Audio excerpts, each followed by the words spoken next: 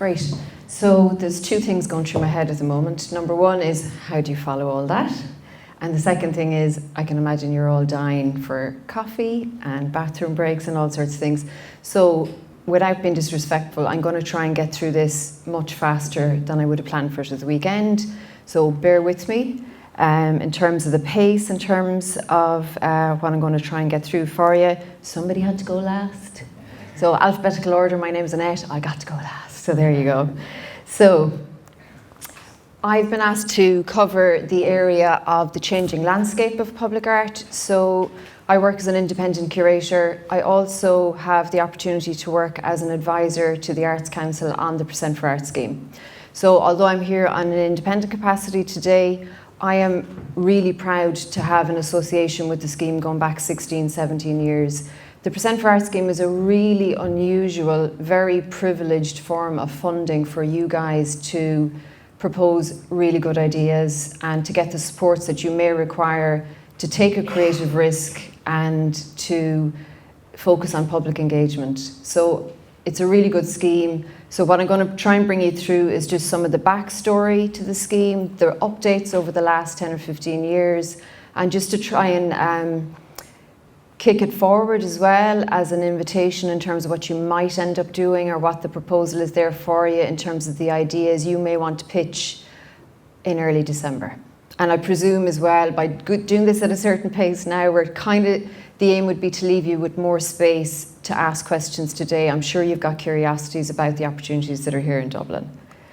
So this is the backstory to the Percent for Art scheme, which I'm not going to go through in detail, but the scheme came about by the OPW, who are amazing champions of the idea of commissioning contemporary arts to be linked to infrastructure development in Ireland. So we have a history in Ireland of having artists connected to social housing, bridge design, road developments. Not all European countries have that. Some European countries and globally have better than that. Some have a lot less. So be careful what you wish for. And there is a huge sense of pride in terms of the opportunities that are available through the scheme.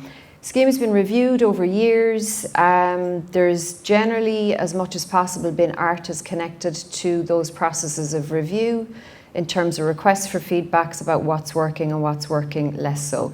The scheme is 30 years old this year, back to the original use of the scheme in 1986, which meant government departments got access to the idea that the OPW had been championing. So as part of my work back with the Arts Council over the last year and a half, I have been looking for the excuse to get a birthday cake and some kind of a mini celebration of all of that work that's been done over the years.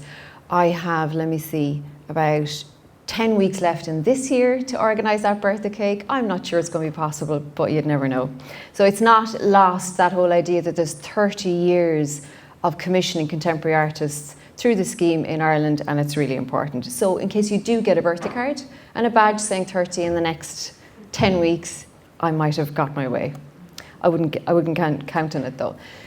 One of the original titles for public art commissioning connected to infrastructure in Ireland was the Artistic Embellishment Scheme. So that's what the OPW passed on to the Department of Environment in 1986. It was beyond problematic, that title alone. Unfortunately, we have amazing champions within local authorities who help us do what we do. You saw Rosaline earlier on in terms of just that level of openness. There's amazing staff here in libraries, in surprising places that we get a chance to collaborate with. But unfortunately, titles like artistic embellishment didn't really do us any favours in terms of what might be possible. So the scheme got an awful lot of pressure to produce what I used to think in my head was like really fast, tacky, one-wear jewellery for beautiful buildings. And it was really unfair. So there was a huge history of sculpture that was commissioned through the scheme. Beautiful work for its time, but 30 years later really did need to be reviewed. And that doesn't mean that that pressure has been deleted completely.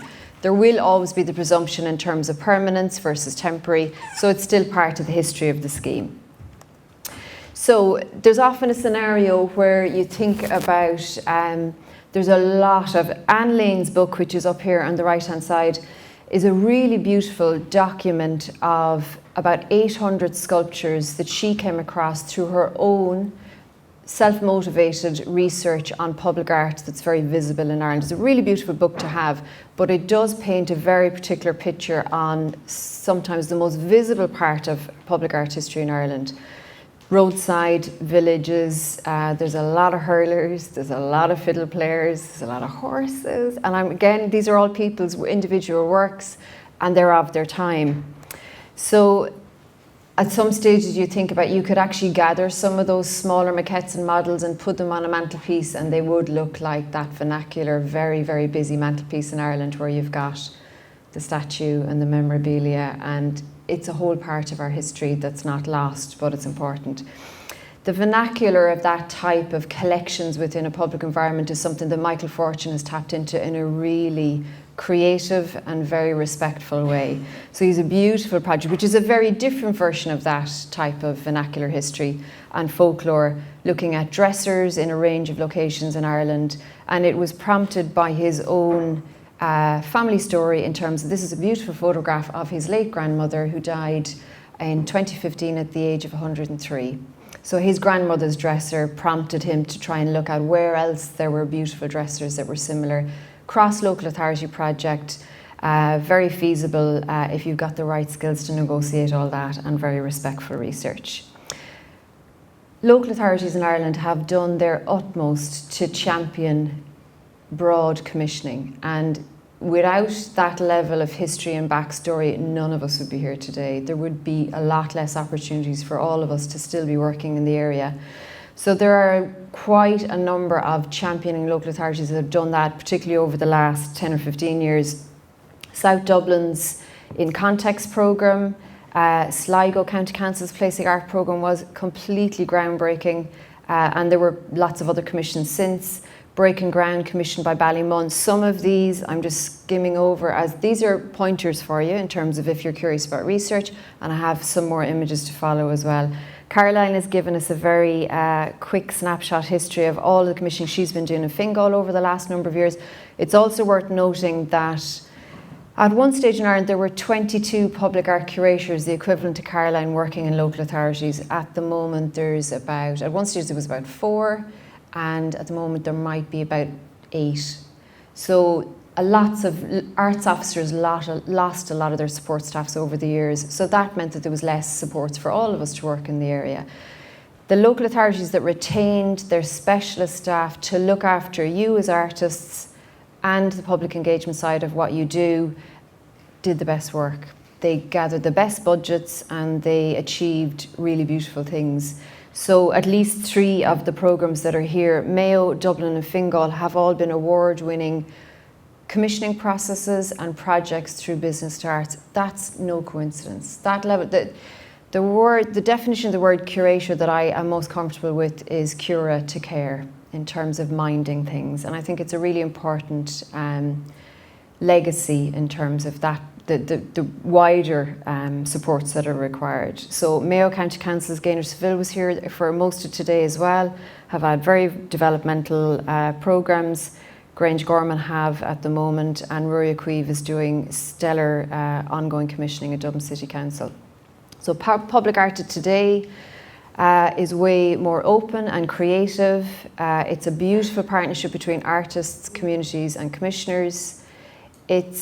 I had a conversation with Sally O'Leary, who is the editor on publicart.ie, which is another really useful resource, yesterday. And we were coming to the definition that Percent for Art is merely a funding mechanism for the commissioning of new work that focuses on public engagement. It's as simple as that. So the whole idea of it being a sculpture, you know, from public policy point of view has really bounced forward, and that's the invitation there to you as well. Any art form that's listed in the Arts Act, we can find really skillful examples for you in the area of traditional music, architecture, literature, theatre. Thankfully, all those artists have been involved in the scheme as well. And there's way more link now between an artist studio or research practice, whether you're in theatre, music or in visual art, and what you may see as a public art project, which is really good.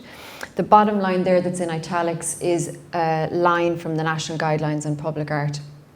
And I had the opportunity to be part of the development of those guidelines back in 2003 and 2004. That sentence came from an artist's mouth. That was Mick O'Kelly sitting at the consultation process on the guidelines, who said, it's as simple as this. Public art creates a dialogue with the people, a time and a place. And it is a huge privilege to be able to map that out, take it down and see it in national policy. And that awareness is still there. We're still looking at ways of improving the Percent for Art scheme for you as artists and communities beyond as well. So it's way beyond sculpture. There's an opportunity there for creative risk. One of the materials you may want to request as part of an idea development is time, and it really does focus on public engagement. Now, how you want to define a public is up to you. It could be one person who's an amazing boat builder, or a craftsperson, or it could be a wider public. So that's the challenge. So very quickly, some visuals. Usually, if I do have an opportunity to meet with maybe senior staff in a local authority, this is a slide that I usually start with in terms of the world's most famous piece of temporary public art. So designed as part of the National Expo in Paris in 1887 to 89, the Eiffel Tower was built as a temporary architectural installation for that expo, and it was hated at the time. And the people, unfortunately, that were the most vocal against the Eiffel Tower were artist groups. So it was described by a writers group in Paris at the time as a truly tragic street lamp.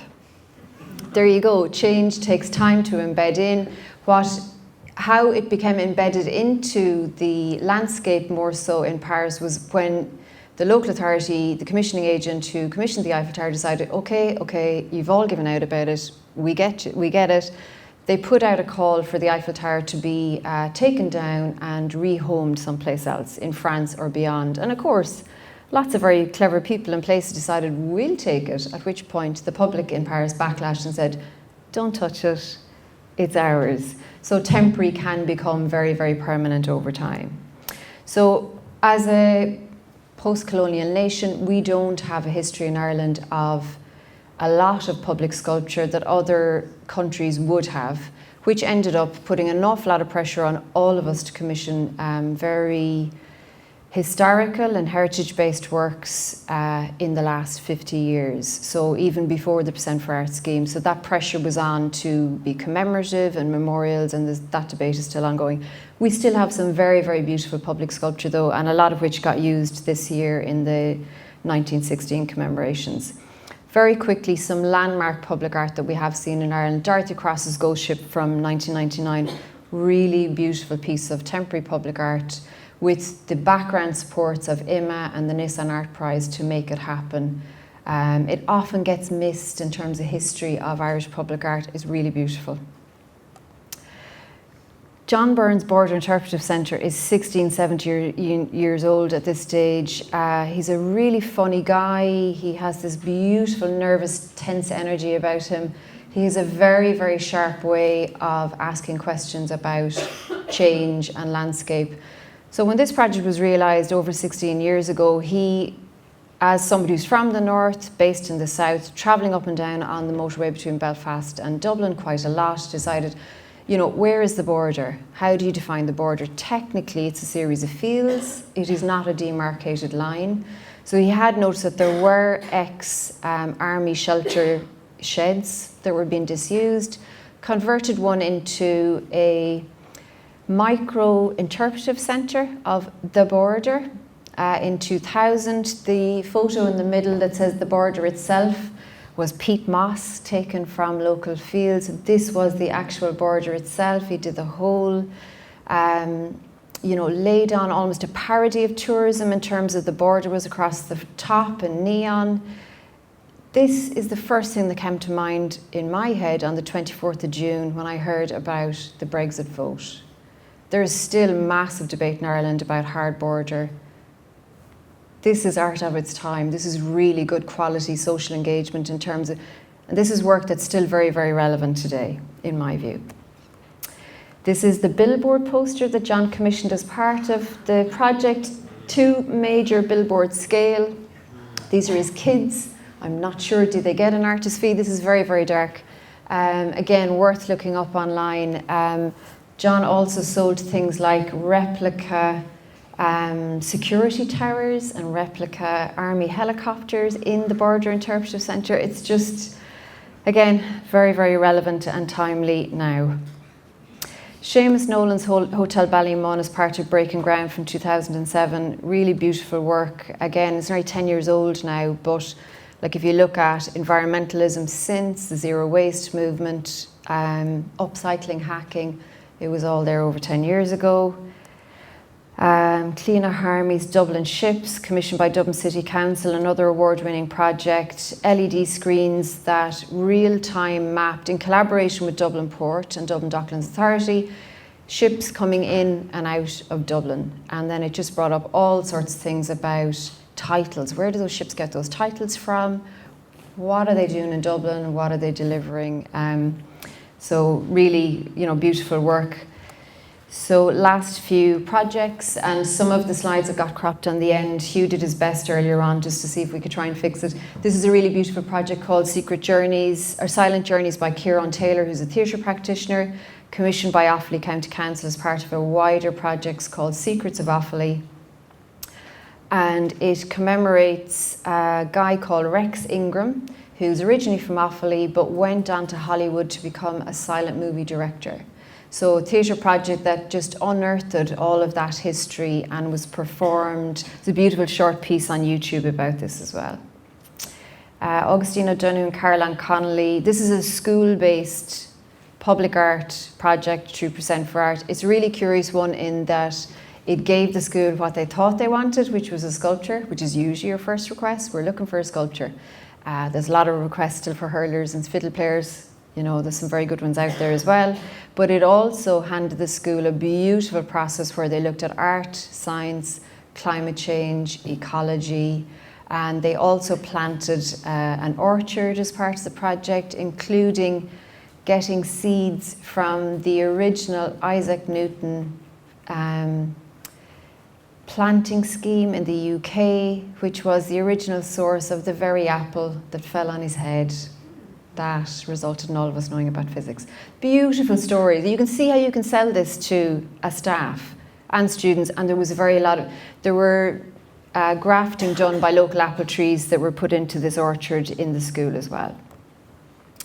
There's way more links now between artist studio practice and public art projects. So this is Niamh O'Malley's work in a school-based commission again in Blackrock Further Education Institute and Library. And the photo in the middle is Niamh's work in the Douglas Hyde Gallery. It's a seamless transition in my view. That wasn't always the case. There wasn't always that level of flexibility.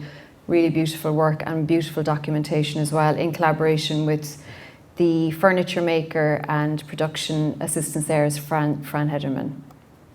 A new productions theatre project from Dublin City Council, really socially engaged, very, very brave, award-winning theatre. Okay, and it was really curious that Caroline brought this up as well, but when you are here in South Dublin, Paul Seawright's publication on the map, which was distributed to homes here in South Dublin. This is 15, 16 years old in terms of an artwork. Went on to the Douglas Hyde as an exhibition piece as well. It's really, really beautiful work. I brought my own copy from home in terms of an example. It still stands the test of time, and even in case any of you are interested in doing anything in the area of literature, this is a beautiful project developed by writer Leah Mills as part of the Same in Context programme, which is a series of short stories that was developed with local writers and beyond, distributed as a series of leaflets through local libraries and as individual leaflets. So these things don't magically happen out of nowhere. These are small ideas that get supported over time, but there's a huge history here of taking a creative risk and a leap. Final few slides. So as part of the national development of the Percent for Art scheme, the work that I do through the Arts Council, this is some slides by Toby Dennett, who's my link in with the Arts Council. His aspirations for the Percent for Art scheme I think are very valid, that the Percent for Art should be down on all capital projects, that all departments, local authorities should have the responsibility and the expertise to commission really well. The last one I think is really interesting, that our best artists value the Percent for Art scheme for its creative and professional opportunities. if we can see more of that and get that right, my job will be done and I'll be doing something else. I might get into baking. So last quote, Claire Doherty, who's mainly based with Situations in Bristol. This is part of the intro to a beautiful book called Out of Time, Out of Place, Public Art Now. Well worth taking a look at. And it just gives us all the prompt in terms of what public art could be, in terms of artists create the capacity to create illusion, that is, the ability to think and act if things were different. The new rules for public art are well worth looking up online as well, and this is brand new. They've collaborated with Plymouth in terms of developing Plymouth-specific rules on commissioning public art. Is a really, really beautiful publication in terms of the principles that you may want to commission under. And one of them, this is the general rules, these are the Plymouth-specific ones, and one of them that is there, share ownership freely, but authorship wisely. Public art is of the people and made with the people, but not always by the people. Trust the artist's judgment, follow their lead and invest in their process. And again, these are global principles in terms of the wider history of what's happening here in South Dublin. So finally, if I could just give you one quick prompt in terms of the potential that you have to submit a proposal. There's certain types of characteristics that work really well when you're working in the public art area. Artists who work in this area tend to be very good listeners. They tend to be very patient. They tend to use the asset of time really, really well. They tend to invest in documentation of their practice really well. All the stories you've heard this morning, you've heard through top quality documentation. Don't forget to add that into your proposal, because if you allow for really good quality documentation at idea stage, you're going to end up with the stories that you saw today. You're going to end up with stories about your practice told beyond you. You don't have to be in the room to watch those amazing videos we've seen this morning. So, to the brave and the faithful, nothing is impossible is a very well-known mantra of Munster Rugby. And the week that's in it, working in the public domain has a huge level of uncertainty, which is what gives it, in my view, its tension and its excitement. So as I was preparing this at the weekend, the sad news came in about the untimely passing of Anthony Foley.